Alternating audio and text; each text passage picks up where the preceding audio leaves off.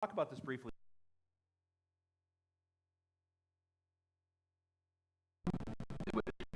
You've been on other tours before, so what makes Spirit Tours different? Spirit Tours was different for me because in the first place, given my age and the distance that we were traveling, I wanted to go with a supportive group. First offered this, I thought, that's a supportive group. Later, my friend from Delaware joined us, but the entire trip with all of these people was so supportive. The individuals were caring, and I think Spirit Tours set the tone. Each day, the management, you know, the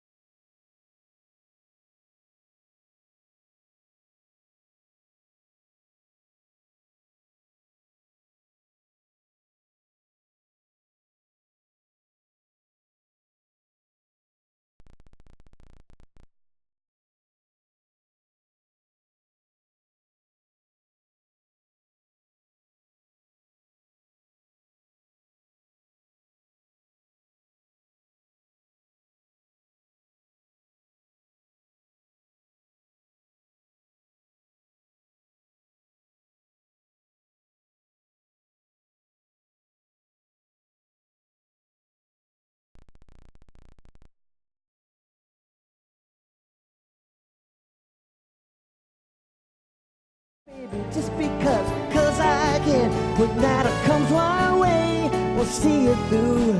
Cause you know that's what love can do. And in this crazy life, and through this crazy times, you make me sing real life. You're everywhere, you're everywhere.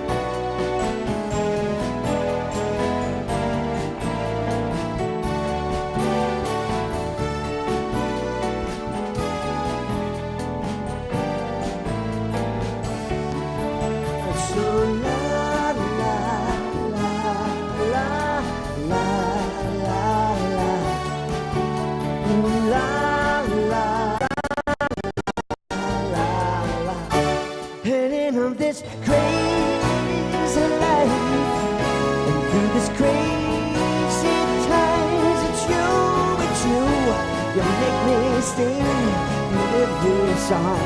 You're every word, you're everything. You're every song I sing along, cause you're my everything.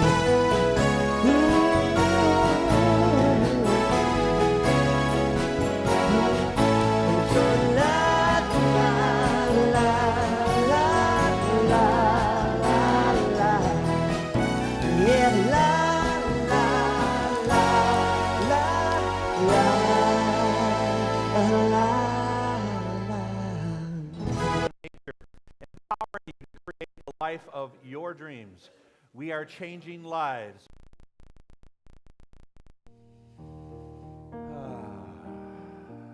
Or deep breath in, sigh on the exhale.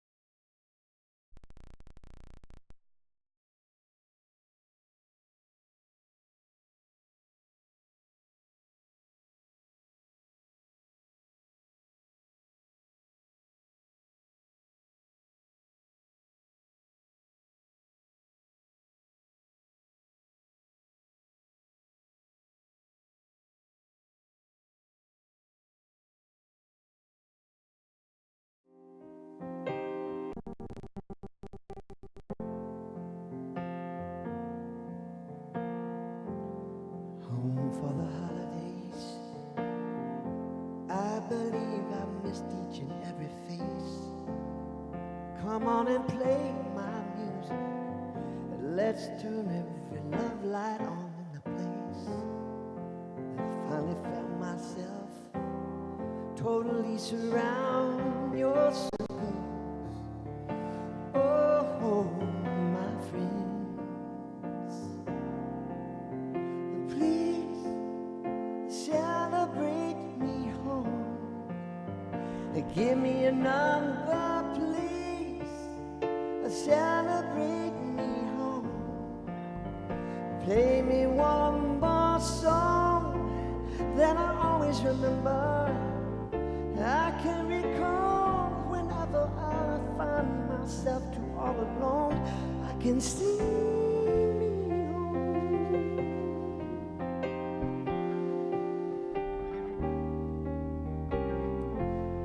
Uneasy highway, traveling where the western winds can fly. Somebody tried to tell me, no one ever tried to tell me why. Come on, woman, come on, daddy, be what you want from me. I'm this strong, but I'll be weak.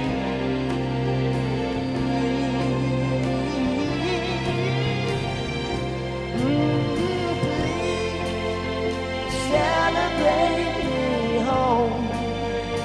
Give me a number, please. Celebrate me home. And play me one more song that I always remember. I can be cold whenever I find myself so all alone. I can make believe you never gone. And I know where I belong. And see, yeah, and give me a number, please. Celebrate me home. And I can sing.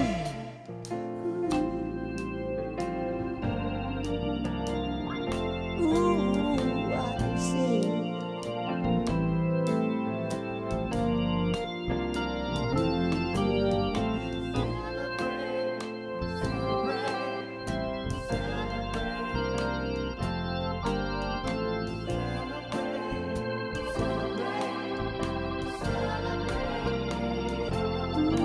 Ooh, celebrate, ooh, celebrate, celebrate. Oh, please sing me home, celebrate me home, celebrate me home, celebrate, celebrate, celebrate me home.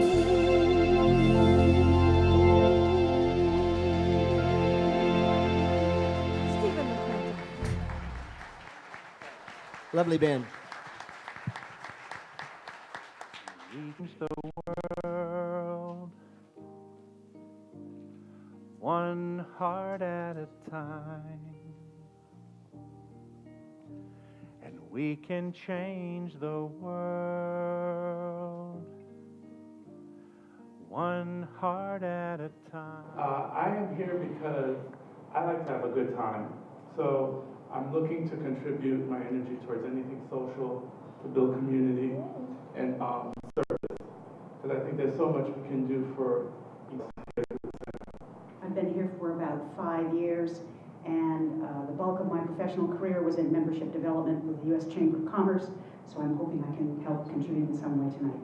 I'm here because I got a reminder, an email, and I felt it was like, we need your help. And so I'm here. Just enjoy being part of CSL and coming back and connected with more people here. But I think the reason I'm here tonight is just, that basic human need to be part of something bigger than you and make the world a better place. And selfishly, that just feels good. So, and as someone else mentioned, it's, now what we're seeing on TV and in the media you, so it has to start one at a time, so here I am. I just would like to give back to the community and because it has.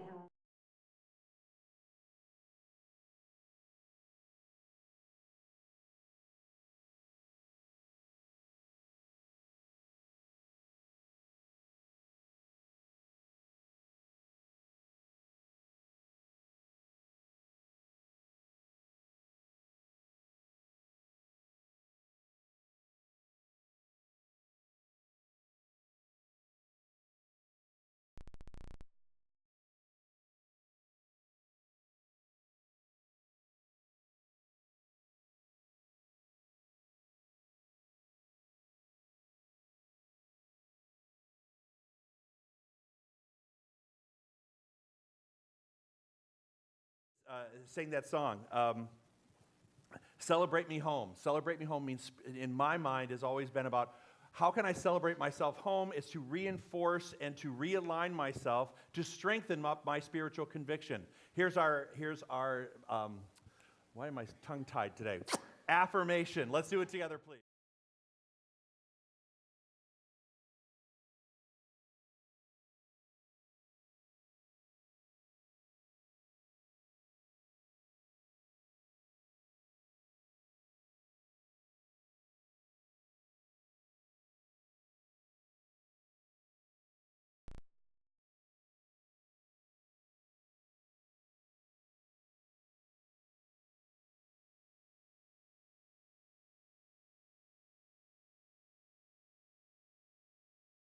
Heard you talking trash.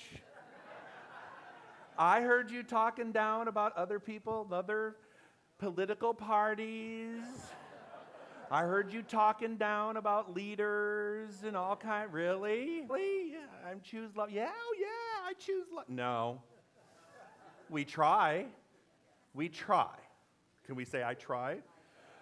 Okay, well, I didn't mean for you to say it that way, but okay, good. All right, let's do the next one. I choose joy. Are you choosing joy? Are you choosing joy, or are you looking at life situations going, oh my God, this is really hard, this really stinks, I'm really struggling with this? Are you choosing joy, or are you choosing to look at struggle? Which one are you choosing to look at? Next one. I choose freedom. Let's do it.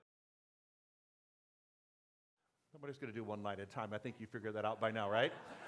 I choose freedom. Do you? Or do you say, oh, well, I guess I'm just stuck in this position? I'm working towards freedom, okay, but I'm choosing it to move into it. But some people have a consciousness where they're not moving into it. They think they're stuck. This is the way it is, right? Oh, I just need to resign myself to this. This is the way it's going to be for now. And no, you know what? Are you choosing to be free? Next one. I know the universe is on. Why have you done this to me? Why have you forgotten me? You know, I think of when Jesus was on the cross saying, oh my God, why have you forsaken me? I feel like there are times when I've gone, hello, God, where are you in all this? Anybody ever feel that way? Okay, good. We're going to fix this. I know that God is good everywhere, all the time.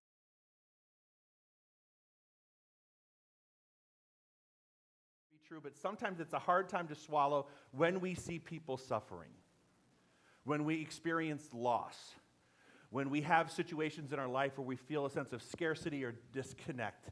Sometimes it's hard to say this and to believe it because our life experience doesn't reflect it. But if we knew that if we had spiritual conviction, which is what I'm going to teach today, if you have that spiritual conviction, then you can look at the things that are happening in your life and put them in some perspective as it pertains to the good unfolding. What is spiritual conviction? It means we are absolutely convinced that God is good, that Spirit is at the center of our being and at the outermost reaches of the cosmos. Spiritual conviction means there isn't a place where God doesn't exist. It exists within me and it exists all over, and it's even in situations that don't appear to be good. In there. God's always in there. Can there ever be an absence of God anywhere? When you're in pain, is God there? Yes. When you're suffering or when we see people suffering, is God there in that moment? Absolutely. Now, has God been revealed by the people around that person or around the situation or within me to eliminate that thing? Have I revealed the God self within? Have I given it a chance to come out in my experience, or am I stuck in the experience? There's a difference. Spiritual conviction begins with our definition of God. What is your definition? Are there any places of old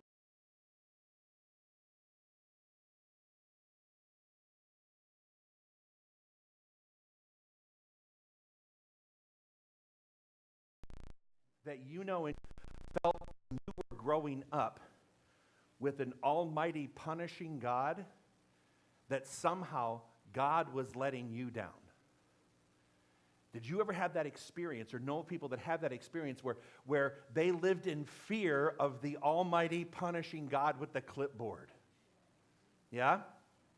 And believe it or not, even though sometimes we think we've transcended that, if it happened to us early on in our childhood, that paradigm, that pattern is still there. So there will be things that trigger you into a place where you go, just part of you just kind of cringes up a little bit. It happens to me when I drive by certain churches. No, I'm serious. It drives me, because I sang in all these different churches in Michigan. I was in a group that we went to, all different, doing it just to sing. I really didn't know what I was doing. I was just going, oh, we're going to go sing this song, okay. Went to these different churches, and there were churches that were telling me that I was worthless, and I was a worm, and I was a sinner, and I was dust, and I was dirt, and I was grime and soot, and, you know, I'm like, puppy dog tail. I was all those things. It was like, what is that? What is that? And those memories still come. So I go by and I'm like, no, God, how can God be in there? You know, I would ask myself that. I feel cringed up. I get uptight. Keeping going. Are you more convinced by good or by fear?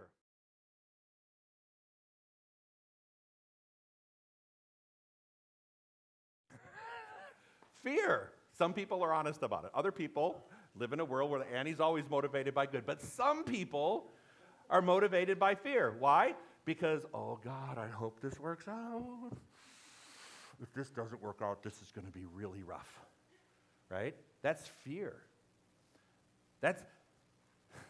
Are you more convinced by good or by fear? It's a decision. It's a choice. We have to choose wisely on all these things. Right?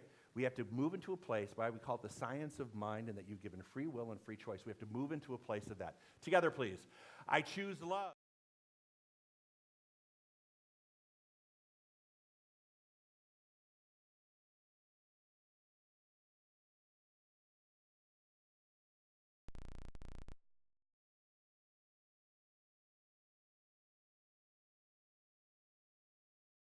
When I know that people are connected and things are really happening for them and seeing to spark, I know that their spiritual conviction is in play. If I'm not sparking because I'm not connected, I would look at other people. Carmel was sharing, can I share your story that you shared with me yesterday, or about your ticket to Barry Manilow? Right? Carmel was in our Prosperity Plus class, and she's been practicing her tithing, time, talent, and treasure. And she's like, you're not going to believe this. Out of the clear blue, someone called me last night and gave me a $250 ticket to Barry Manilow concert. I'm like, and then she won 2 prizes at the raffle. I'm like, you go, girl. No.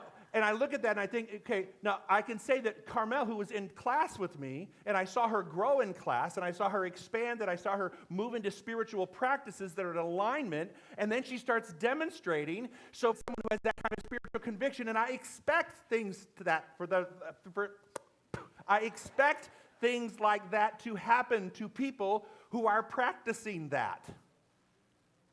Does that make sense? There's an expectation that if the one is connected, then things just happen. And you don't have to go searching for them.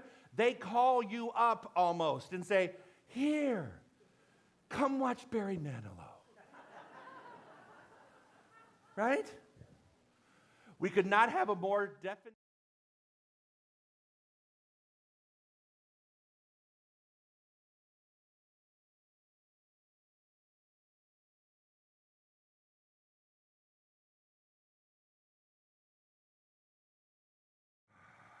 Really? You mean like there's an equation? there's a spiritual system that says wherever the mental vision is set, that's what I'm going to get.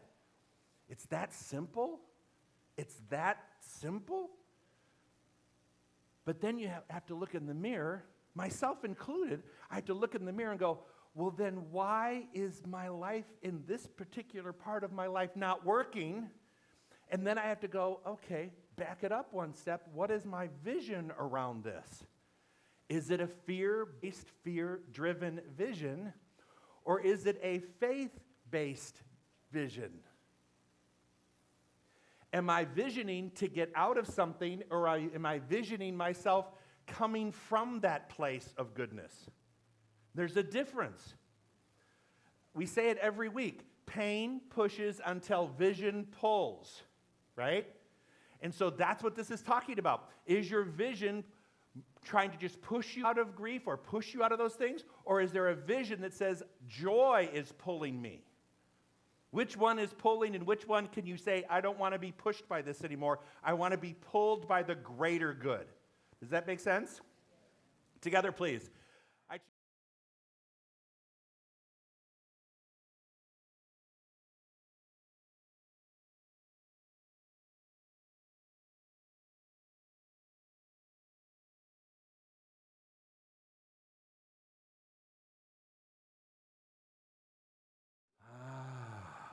So now, what it's saying is when faith outweighs the fear, things will begin to change for the good. But guess who holds that in the balance? Hello? Not me. I don't hold it for you. You hold it for yourself, right? We hold that in the balance for ourselves. So if our concept of love and our belief in its beneficent presence is greater than the fear of its opposite, then we're going to start realizing and manifesting. If we would like to enjoy freedom from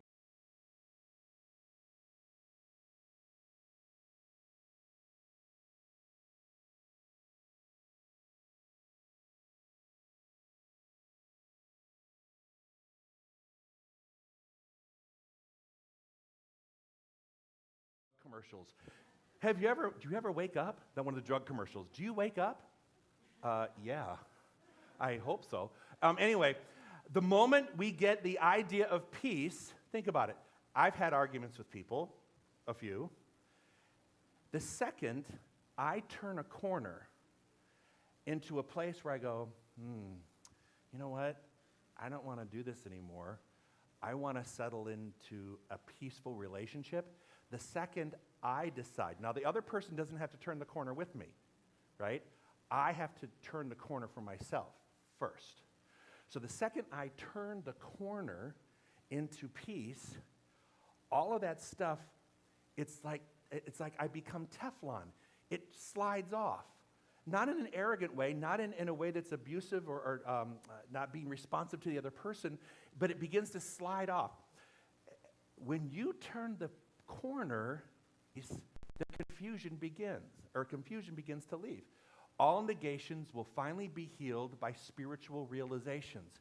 Anything that isn't working has a spiritual solution to it. Let me say that again. Anything in your life, anything in the world, everything in the world has a spiritual solution to it. And like everything of it. Now, sometimes the discovery takes a little bit longer than I'm willing to wait. That's my problem, not the universe's. I try to blame the universe for not showing up on time, the time that I'm demanding, but that's really not the universe's problem. That's a self-management issue. Anyone? So there are answers to everything. Everything gets to the answer eventually, but not always. In fact, I would probably say rarely on my timeline, because I'm living in a time when I want instant answers, instant gratification. I want to be on my phone, and 5 minutes later, a driver pulls up to deliver. Anybody? They have that now, you know. I just discovered it. Can you tell? It is. It's one of those things where you're like, cook? I don't have to cook.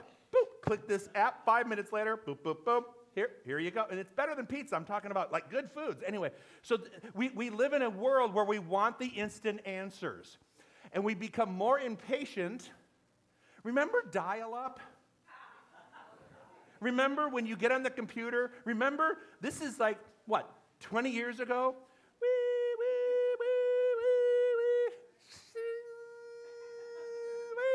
And you're like, oh my God, this is happening, I'm so excited, And if you got on in like 2 minutes, you're like, Snoopy dance. Now you're like, if your phone doesn't instantly hit, you're like, why is this not working?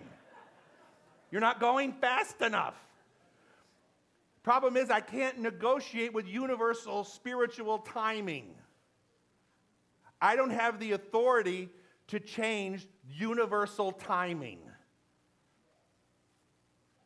That's like me trying to tell God, that's like me managing God's time management processes, right? It's not mine to do.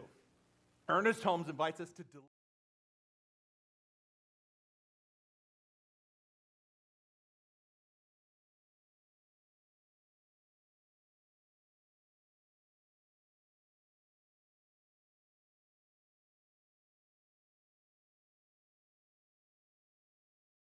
Does it say struggle?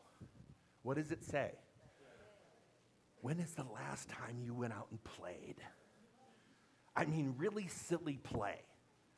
When is the last time you've acted like, I did all last week. I was in New York, so I was playing all over the place. But when is the last time you engaged in the concept of play? Not just, not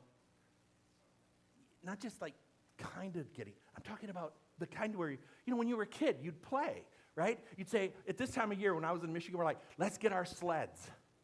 And we grab our sleds, and we go down this hill. And we got to the bottom of the hill, you know what we do? Run back up again. Why? Because we wanted to play some more, right? When is the last time you engaged in the concept of play with the we play with the idea of the kingdom of heaven in hand.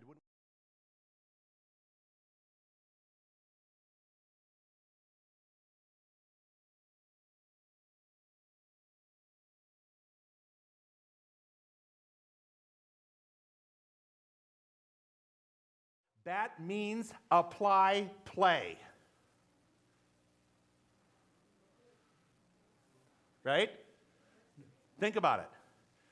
If something in your life is not working out, the prescription is what? Play. Play with ideas. What does the universe say? Universe works with ideas. How do you change the universe? With ideas. It takes ideas to make change, right? What changes the universe? Ideas. You have to play with ideas.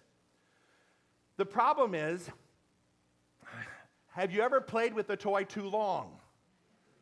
Outside of marriages. Have you ever played with the toy too long? Bored, right? So we keep playing sometimes with the same toys, thinking that if I keep playing with this, it's going to bring about the same result. But in actuality, the reason why toys change when you get older as a child is because you're developing and expanding. Are your play ideas expanding with you, or are you still using ideas that you used to have?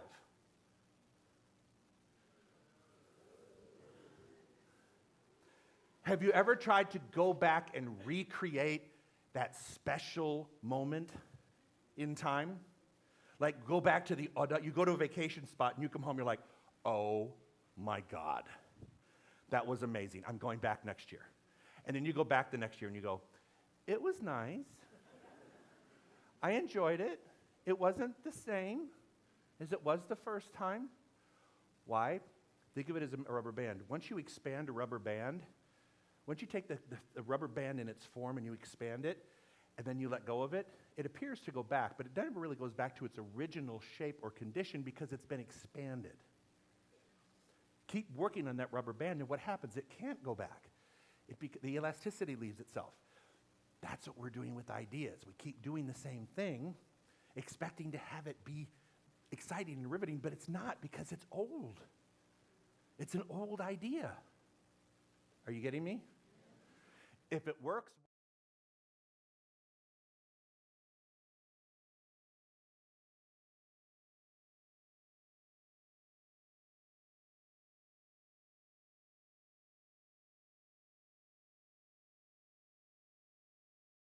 with you. It's time to say, I have to look at it differently. What would this be if it were in the kingdom of heaven? What would it look like? Play with the idea. Sorry, I didn't mean to spit on you. I do that all the time. I get all riled up. Play with the idea that when something doesn't fit, pretend in your mind, close your eyes, separate yourself from the person, the situation, whatever it is, go and be in some quiet space and say, what would this look like if I were in the kingdom of heaven in my mind? What would this look like? What would I be saying? What would we be doing? What would I be engaging in? Take me to the kingdom and let me take this into the kingdom and rework this. Think about that. Think about what you could take into the consciousness of the new kingdom, right?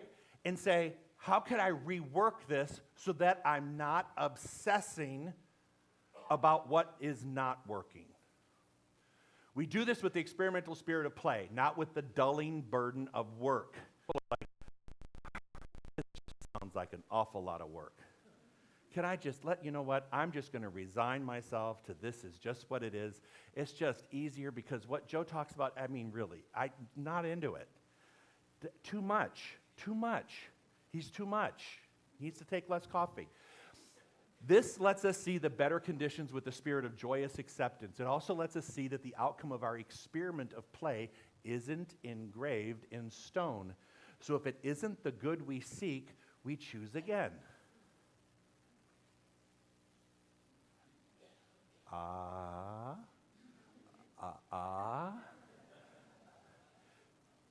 And you know what the great part of that is? If you have a thing, you go in the kingdom, you rework it, you come out, you still don't like it, you can still go back to the kingdom. It's not like a one-time fits-all thing. I mean, really, I know some of you have been married 3-4 times. I know you've been to this kingdom party before, right? I won't make you raise your hand. But you've been to the kingdom party, in and out of relationships, in and out of jobs, in and out of financial abundance to scarcity, in and out of, physical health, in and out. You've been to the kingdom, you've left the kingdom, you've gone back to the kingdom, well, look, you know it works. We just forget that it works. We forget to take the time to go back to the kingdom market and come back out again. We got to get in line quicker for the kingdom. Does that make sense? All right? Together, please. I choose love. I choose joy. I choose freedom. I know the universe is on my side. I know that God is good everywhere, all the time. Every time we choose love instead of fear, conviction instead of trepidation, joy instead of resignation, we change the whole way the whole is thinking, believing, and experiencing. All right? When we change, the energy around it changes. Example. I was in New York last week, and Trey and I just went for a couple of days. And, I love the city. But I love when I first get to the city. There's there's a vibe, and there's buses, and there's noise, and there's people, and there's lights, and all that stuff. And like for the first 5 minutes, I think it's amazing.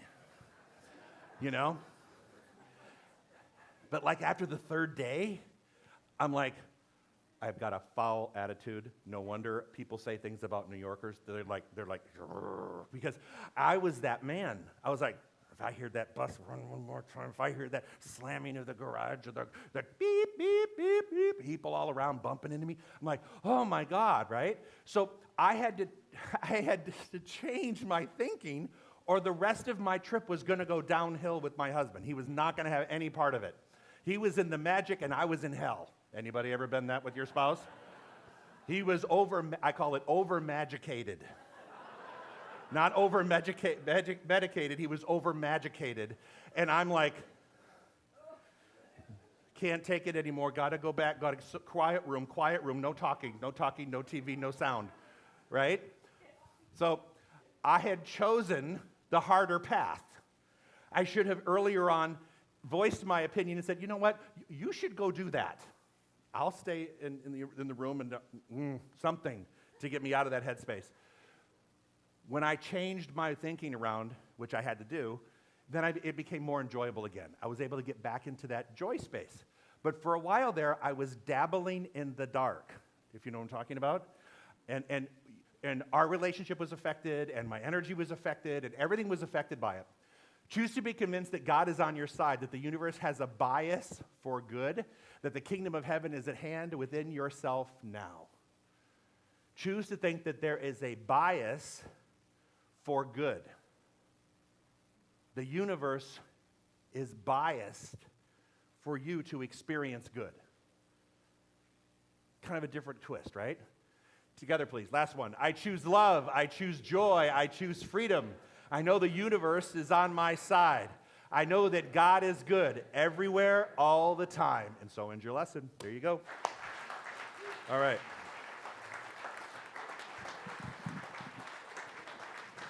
Awesome. I love that whole self-management thing. That's really an important point. Yeah. You know, we manage this whole thing. That we're trying to manage God. Yeah. Oh. Yeah. Oh, right. Well, wasn't that wonderful? Are you all filled up? Yeah. At this moment, I'd like to ask all the ushers to come forward. This is our offertory part of our service, and we are ever so grateful for your you give to us, allows us to thrive and do what we do here every week. You are it. So thank you for all that you give to us. Okay, I think we're all here. If you'd like to put your love offering over your heart and join me in this prayer. I offer this gift with joy and gratitude. I receive freely and give freely, knowing the law of circulation is working perfectly in my life and the life of this center. So hold on. So go ahead, go. We're going to play a video just a video while we sing our song. All right? So here we go. I want you to look. No, that's not the video, William. I want the Bhutan video. Pictures of Bhutan should be popping up, but if not, in absence, let's do let's go. Ready? Go for it. All right, here we go.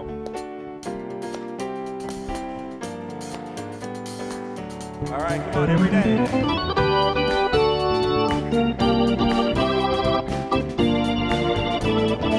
All right, here we go.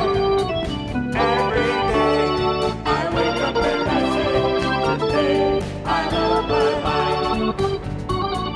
Every day I wake up and I say, today I love my life. One more time, all the way through. And every day I wake up and I say, today I love my life.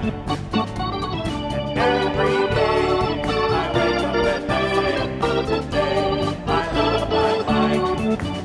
It's up to me to be grateful. It's up to me to be kind. It's up to me to be grateful. It's up to me.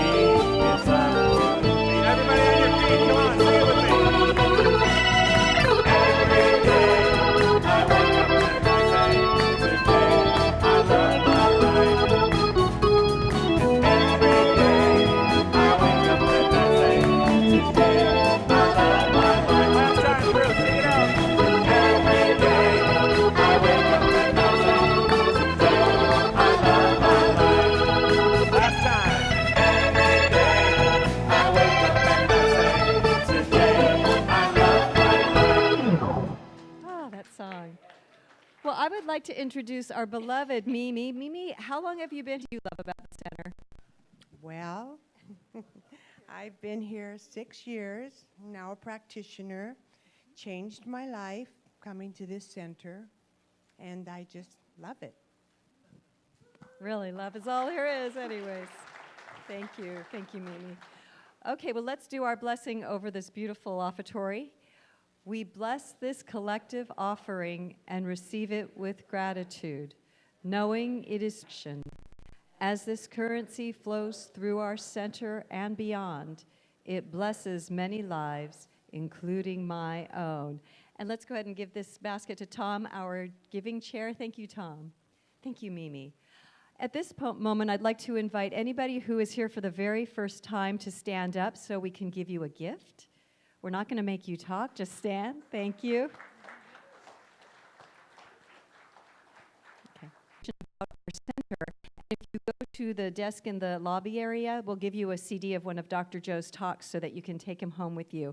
And we would love for you to become a part of our community. There's a way to sign up for our email blast.